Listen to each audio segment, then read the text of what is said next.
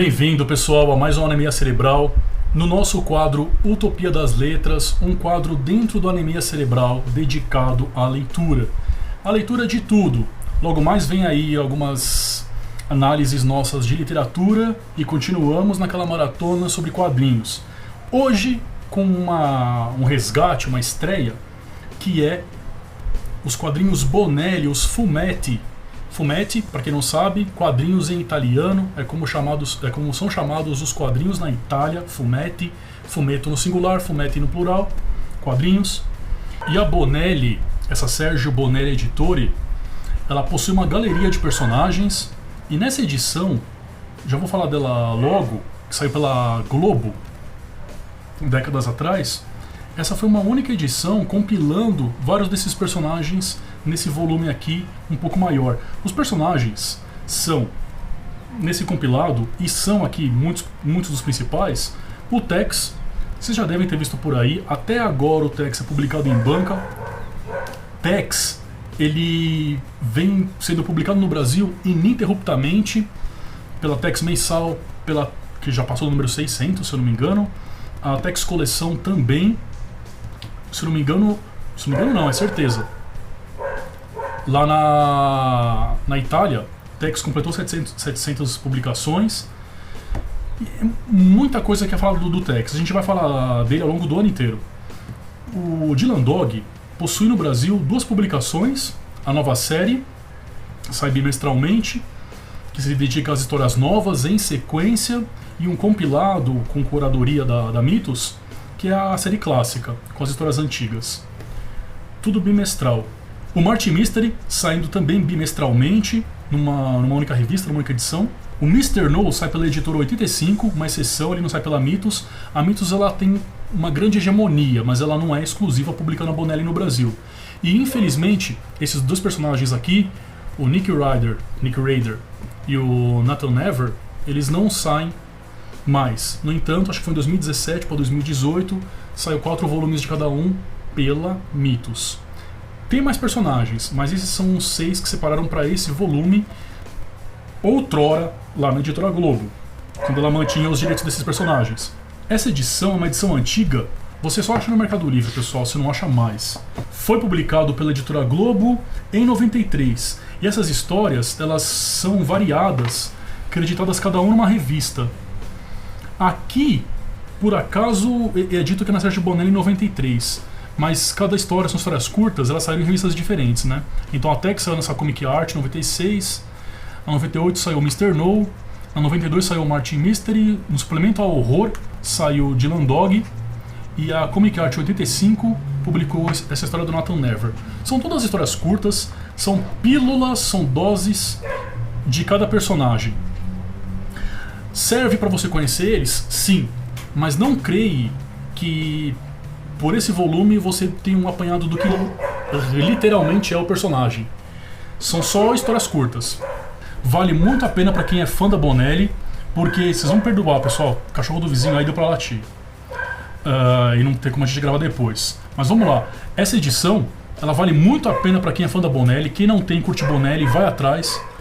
Acha um pouco no Mercado Livre, algumas edições lá, dá pra achar um pouco barato, ou num preço que é mais ou menos justo. E vale muito a pena por essa entrevista com o próprio Sergio Bonelli, antes do, infelizmente, falecimento dele. E ela é muito rica, muito bem feito, lembra muito o jornalismo dos anos 90 mesmo.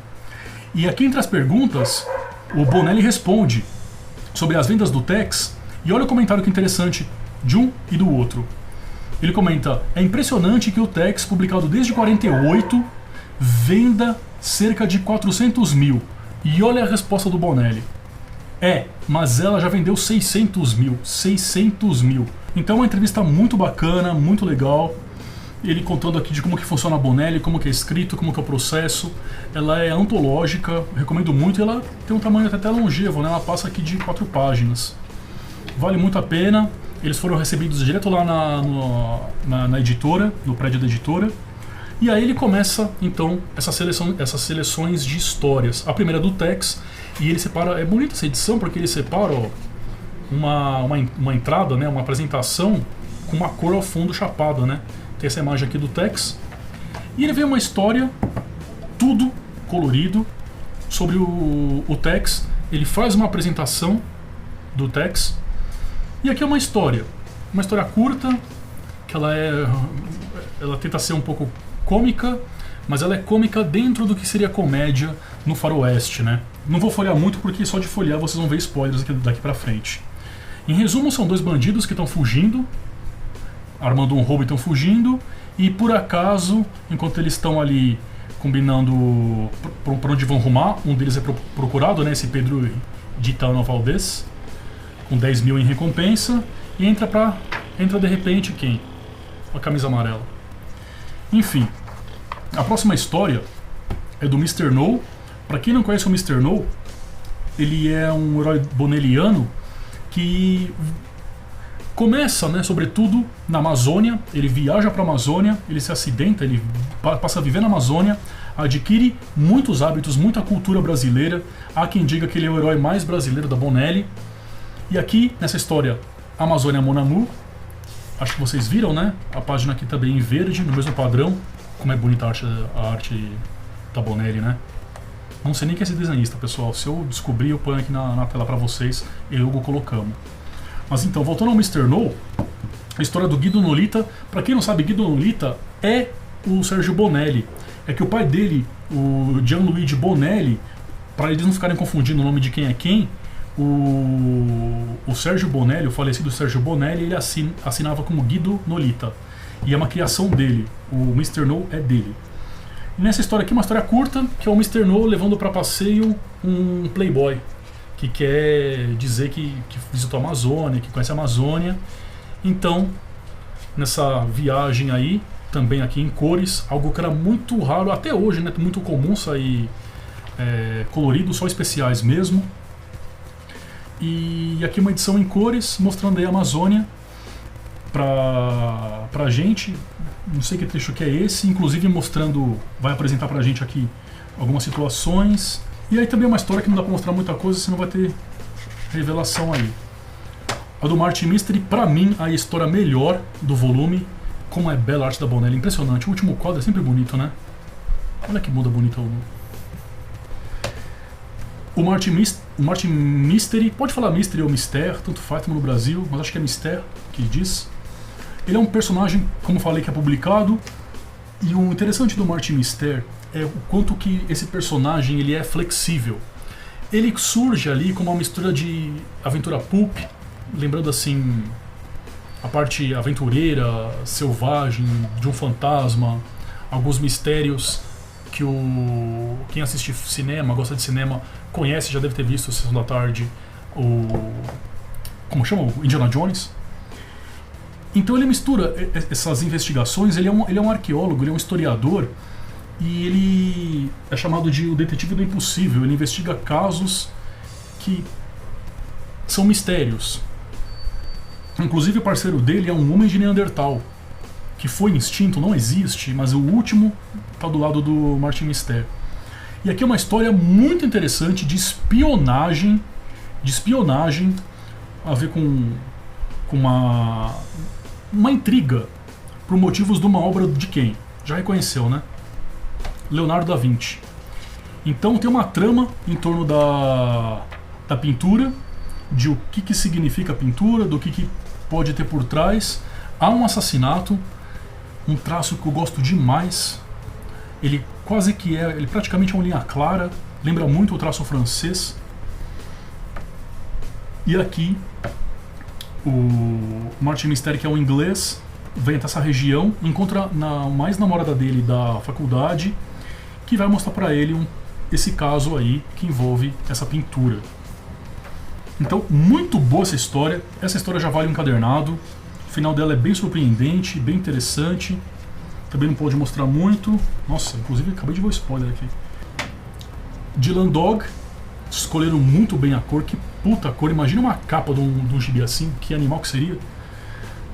Uma história muito bem pintada. Olha essa pintura, Hugo. Olha que doideira. Muito animal, muito boa. Criação aí do Tiziano Sclavi, ele mesmo escrevendo essa história. A história do próprio criador, nesse especialzinho aqui, reunido.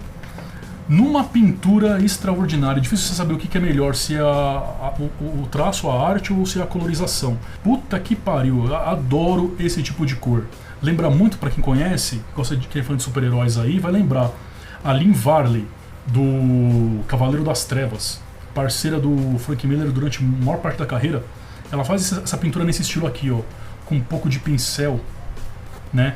Quase deixando sempre o branco da página se sobressair como luz. Muito boa essa pintura, gosto demais. Grosso aí, também uma história. Todas elas têm um final que surpreende de alguma maneira, então preciso evitar para vocês não pegarem.